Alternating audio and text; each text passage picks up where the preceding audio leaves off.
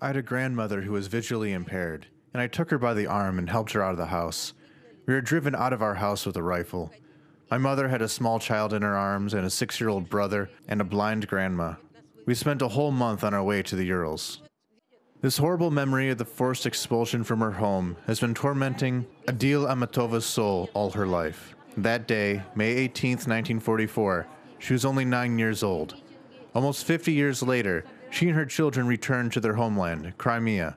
Now the same aggressor reigns there again. She came to Kiev to honor the memory of the victims of the genocide of the Crimean Tatar people. It has been a mourning day for us for the last 73 years. Crimea is a Crimean Tatar land. We want it to remain ours.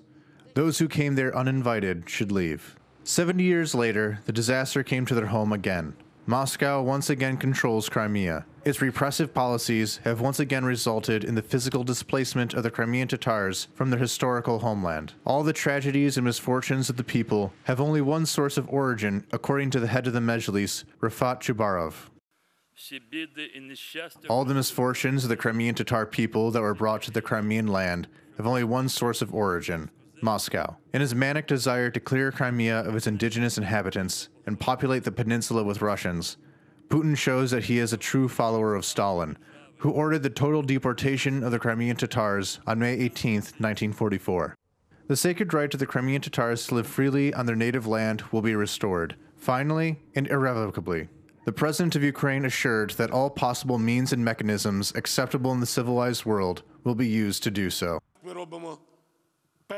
We are taking the first steps in the establishment of the Crimean Tatars' national autonomy in Crimea. Of course, this autonomy will fully take into account the equal rights and freedoms of Ukrainians, ethnic Russians, and members of all ethnicities who live in the peninsula. Crimea is Ukraine, and Ukraine is Europe. It is part of the civilized world where human dignity and the sovereign rights of peoples are valued.